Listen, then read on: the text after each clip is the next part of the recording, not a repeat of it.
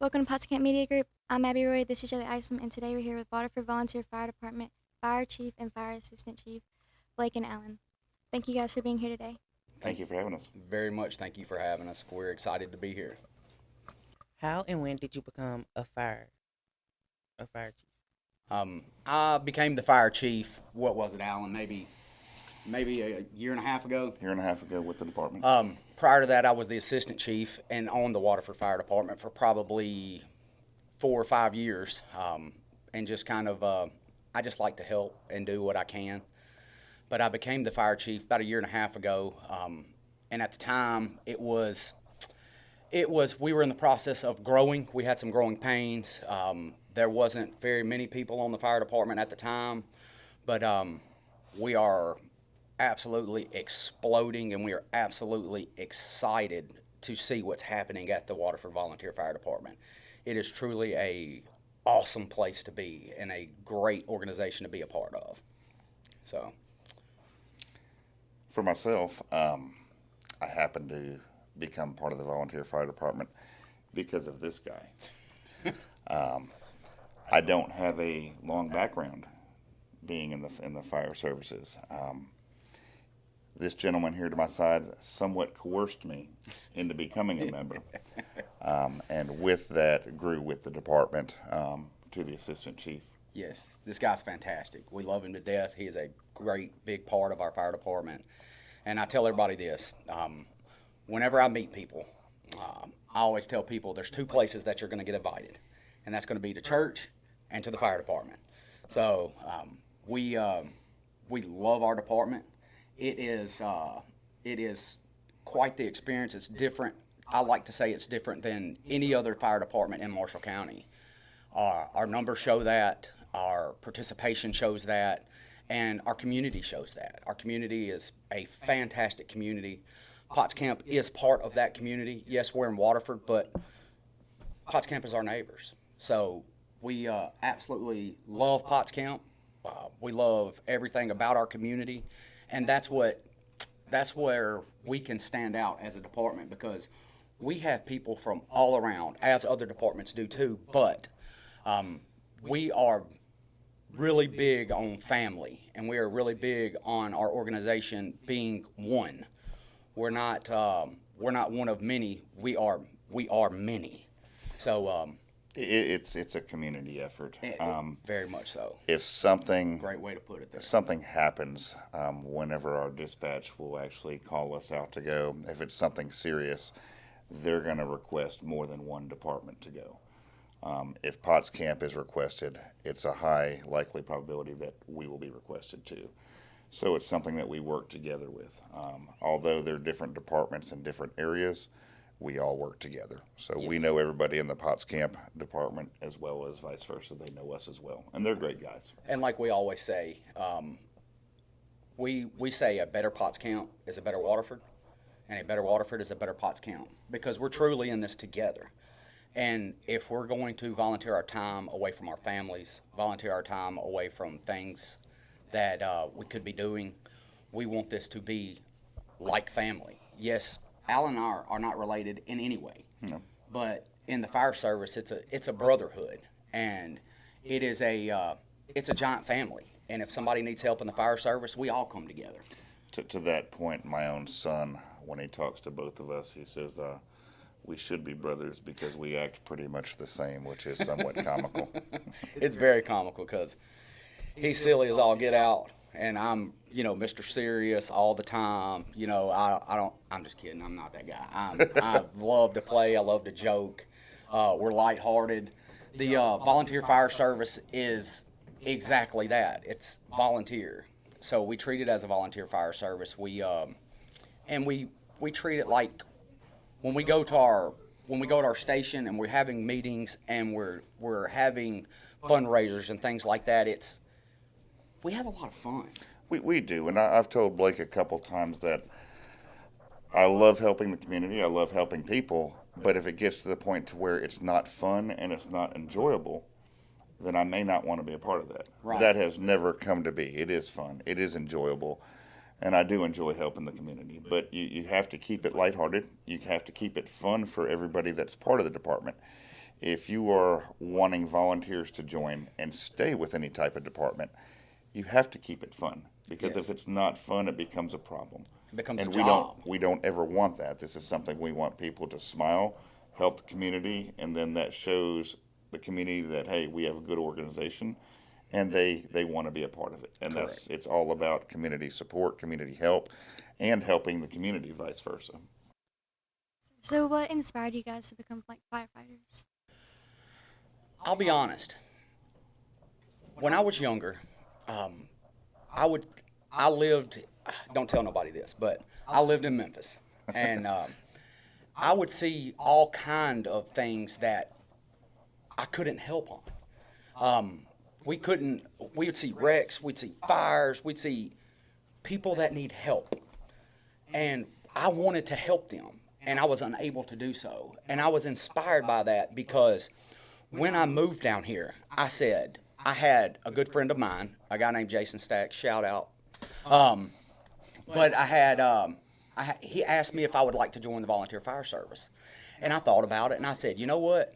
Heck yeah, I would absolutely love to. I joined that, and it gave me a sense of purpose, a sense of meaning, and it allows us to be a part of something bigger than ourselves. The community service that comes with it, not just helping in somebody's time of need, us getting to be able to get out there and help people prior to that. You know, meeting people, greeting people, getting to enjoy the time that you get to be around people, because I say this all the time, I would like to meet people and I would like to do things long before I meet them at the worst point in their lives. Because most of the time when people call 911, it's a bad situation. So we like to get out there and we like to get involved in the community. And we like to be involved with people, because without those people, we have nothing. And you know, even on some of the calls that we get, there may not be much we can do in certain medical conditions, but to be there for the family, it's the fire department is there. We're here to do whatever we can to help you. Yes. It makes a difference, I think. It makes a difference in the heart of the people that are there, just for the support, just to be there, just to be able to Yes. be a shoulder. So to answer your question, for me, it was to be something bigger than ourselves and to be truly part of the community without recognition, because we don't do this for recognition. No, We do this simply to help. I like to be able to help without anybody knowing I did that, because I don't look for recognition. Because if you're seeking recognition in this service, in this line of service, you're in the wrong line of service. So we're here to serve, and the Lord calls us to serve. And as His servant, I want to do my part and my duty, and that's a lot of what inspired me, is to be something bigger than myself. Now, I'll go ahead and I can answer that pretty quick. Same question, what inspired myself to do it? I went to high school here in Potts Camp. I have another job we all do as volunteers. We've got to support our families. I have multiple friends within the Marshall County Sheriff's Department, so there's a lot of law enforcement friends. Now, I don't have a law enforcement background, but as far as emergency scenes, emergency stuff, I've been aware of all that. This guy right here recruited me. He will try to recruit anybody that has sense, strong, compassionate. If he sees something in anybody, he's going to try to recruit you. All you students, he's going to try to recruit you Y'all better guys get when ready. you're able. What No. are the two things? What are the two things you need? Willingness to serve Willingness to serve, yeah, and a positive attitude. this is true. But yeah, he recruited me. I never really thought about joining a department like this until it was posed the question, hey, why don't you join? It opens up a lot of thoughts, a lot of opportunities, and I think I fought it for a minute. Yeah, you did. He But recruited my son, I got him. and then when my I got son it good. joined, I joined. So that's how that happened. So, and that's what's great about our department, is most departments is a single household member. And what we try to do and what we have tried to build, and we try to revert back to what the fire departments used to be. The fire Family. departments were family, based on family. And now his son's on. All three of his sons are on. His They are. wife, him, I'm on, my wife's on, my kids are on. There's a ton of full families on our fire department. We are trying to build this organization and build this fire department like the older fire departments used to be. When the fire department started, what was it, in 82? Four. 84? Yes. In 1984, the fire departments, like we're doing now, were families coming together for a common need because they needed fire service. They needed fire protection. They needed people out there to help if something happened.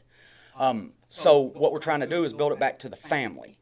And guys, it's amazing what happens when you can do that. And to the point of the family, the generational side of it, a lot of departments may have older firefighters in that. Nothing wrong with that at all, but we pride ourselves to have majority a younger group of firefighters in this organization because the younger generation are the ones that are going to take it further into the future. Yep. I say from 8 months to 80, blind, crippled, or crazy. You're all welcome to come to the fire department. We all got a spot for you. We love everybody is welcome. This is a place where people should be able to come. It used to be, and like I was saying, it used to be a network out. Abby, it used to be a network where if somebody needed something, it's a lot like the churches. If somebody needed something, you came to the fire department and asked, hey, do you know who does such and such? Do you know about such and such? And most of the time, back in the day, those people would know. It was a monster network of people. It was a monster network of people Community willing to help and serve.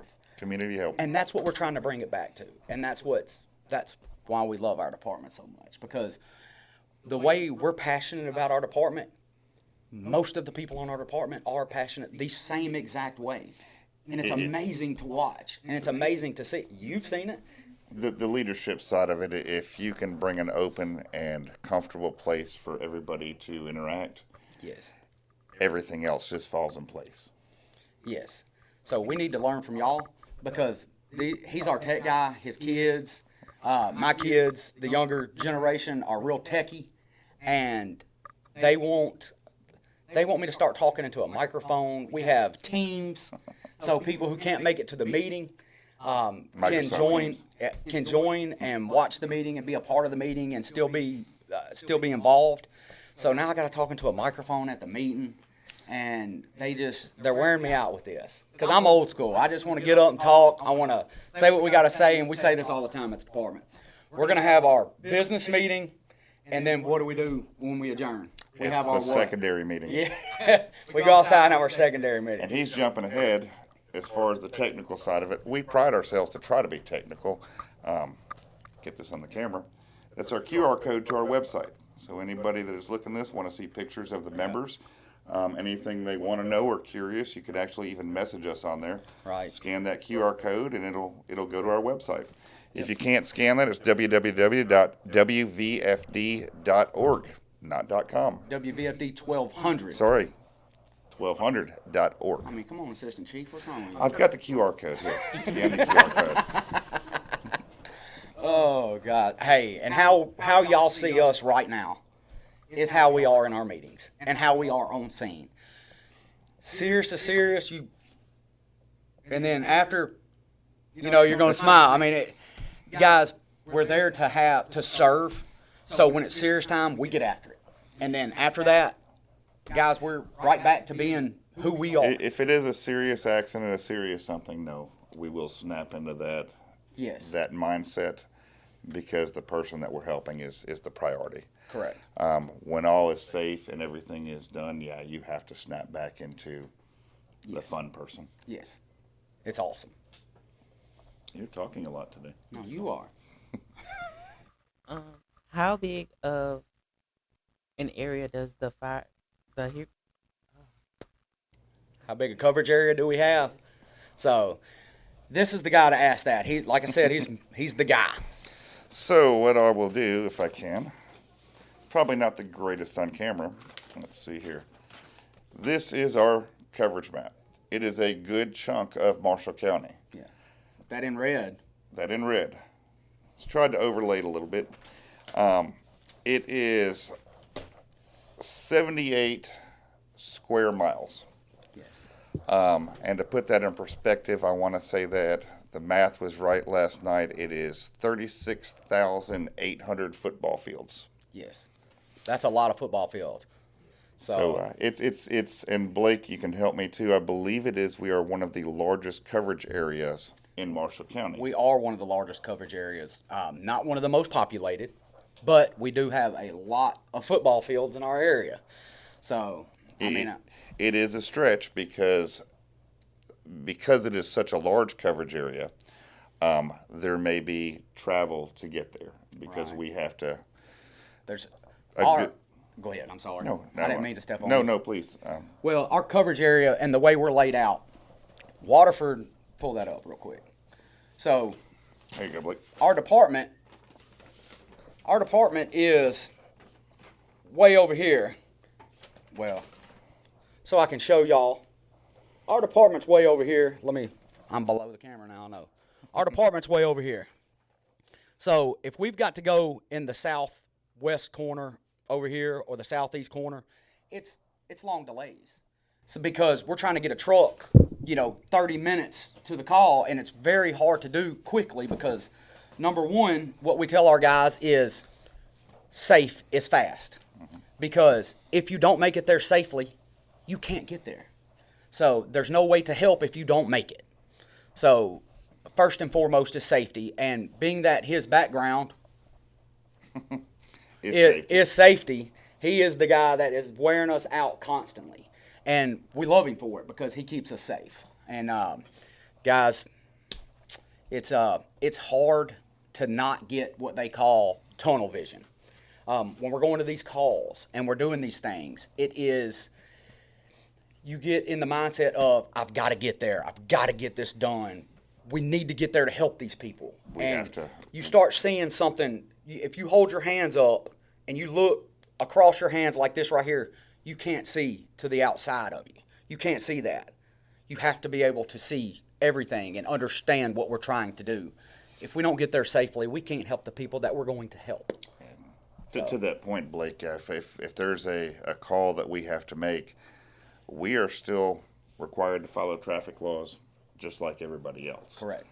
Now, we do get to go a little faster. We do get to go a little faster. We're not going way over the speed limit, but we do have our lights going. We do get to run some cool lights. Y'all see them red flashing lights, some loud horns and sirens. To so be if somebody honest- gets in the way, you go, "Brr, brr." But go ahead, I'm sorry. To be honest, we have to be even more careful when we are running the lights. Yes. Because a lot of times people will freeze and they don't know what to do when they see the lights and sirens coming back up on them.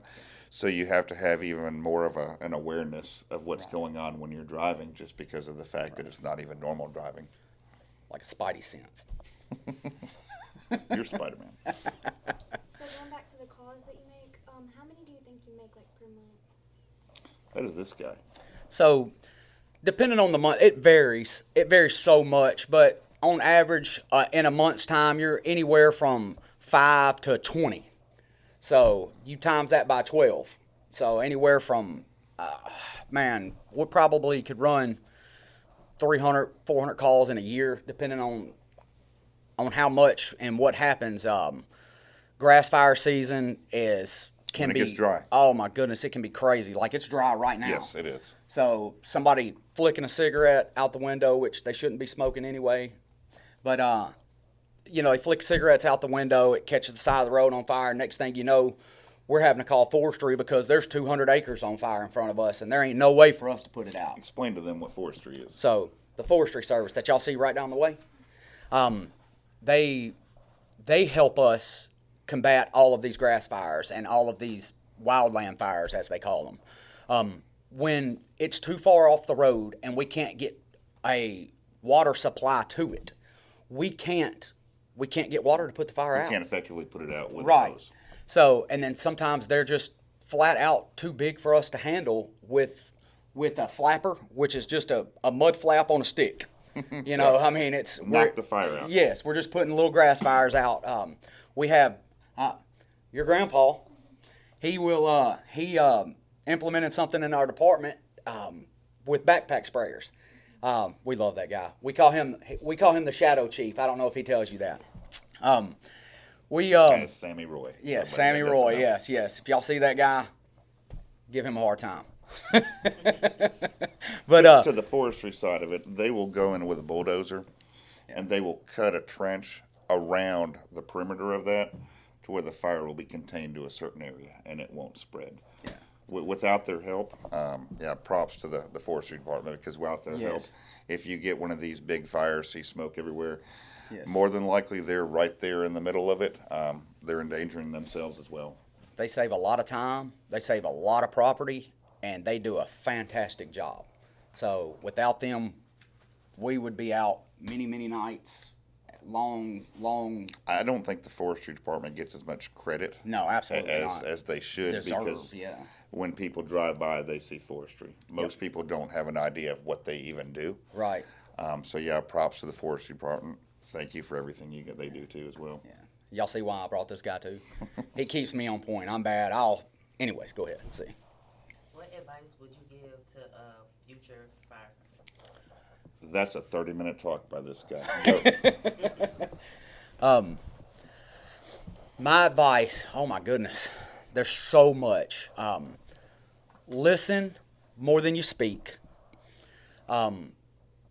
Be willing to serve rather than be served. Guys, helping others is more to it than just showing up. Putting in the work, putting in the effort, putting in the time. And for people with families, it's harder. But if you're willing, there's a lot of things that you can get out of it. But the advice would be train, be safe, keep your heads down, don't get into the drama that possibly could pop up and happen. Stay out of that stuff. It is a very gratifying service that we give. The good deeds that we get to do, the things that we get to see, the people we get to help. It is amazing. And I would very much tell people, if you get the opportunity, go to your nearest fire department. Be a part of that, because you're being a part of your community, and you get to see sides of your community that nobody else gets to see and be a part of. It is amazing to watch. We see all these things on the news, all these things on Twitter, TikTok, Facebook, Instagram. We see a lot of bad stuff. Guys, y'all would be amazed at the good things that you get to see in the fire service, the good that comes. It is absolutely amazing to watch. From the people we help, from the people that are on our fire departments, to the people that are willing to support our fire departments. There's so many amazing people in this world if we would just open our eyes and be a part of it. So instead of watching somebody else's life, go live yours and be a part of the fire service so that you can be a part of that good that's happening in somebody else's life. So it's so much to it. The advice is endless simply because everything can pertain to it. You think about it. What would y'all see as a bonus? Just being able to help people. Being able to help people. You're exactly right. It's very gratifying when you go help somebody and you don't even mean it to be. Because if you go into it with the purpose and the intent of, I'm just going to help somebody, when you've helped them and you've done everything that you can do and everything you know to do, and those people turn around and say, thank you so much, because without you, I don't think I could have made it. Without you, I don't think I would have made it another day. Or without your department, I don't think that this community would be the way it is now. You know, things like that, guys, are amazing to be a part of. It's incredible It is, there's just not enough adjectives. I mean, I promise. I would say this, talking to a group of students, set goals for yourself, whether they're large goals or small goals, different goals. Whatever you plan on doing or whatever you want to do in your career, in your life, set small goals, complete those goals. Different people have different paths, and I don't know what anybody in here will be doing in years to come. But make sure you set those goals and go for those goals and complete those goals. And all of you young folks in here, you're capable of anything that you want to be capable of in any goal that you set for yourself. That's exactly right. Hold to it, keep going. There's nothing that any of you in this room can't do if you set your mind to it. If you want to join this fire service, that would be awesome. If you want to be a doctor, that'd be great too. But set that goal, hold to it, and do it, and don't let anybody tell you that you can't do it. That's right. And in the fire service, and with the fire service, if you want to be a doctor, and also be a volunteer fireman or a firewoman. Just be a part of the fire department, because there's, like he said, there's nothing that you guys can't do. With the opportunities that y'all have nowadays, with the things that y'all have in front of y'all, y'all have it as good or better than most generations in front of y'all. Y'all are an amazing generation and have the potential to be awesome. But it's only you guys.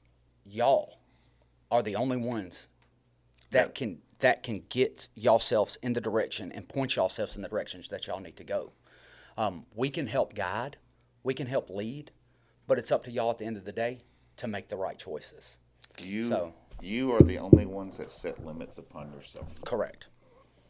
So there's a box. Get out of that box if you have to. And think outside of that box. Don't limit yourself. Because if you limit yourself, you're only hurting yourselves. So aim for the sky, shoot for the stars. Do what y'all can. Because we, in the older generation, believe in y'all. And we think that y'all can do great things. Well, thank you guys so much for being here today. So thank y'all.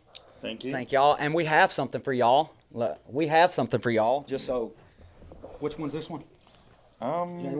Yeah. Here you go. This is from the Waterford Fire Department, guys. Thank you guys. We wanted to show y'all. If y'all don't mind, there's something in there for y'all. If y'all don't mind, you me hold your microphone for you? Look, I got the mic now. Holy, that's dangerous. So this is us, guys. Thank y'all for inviting us onto the podcast.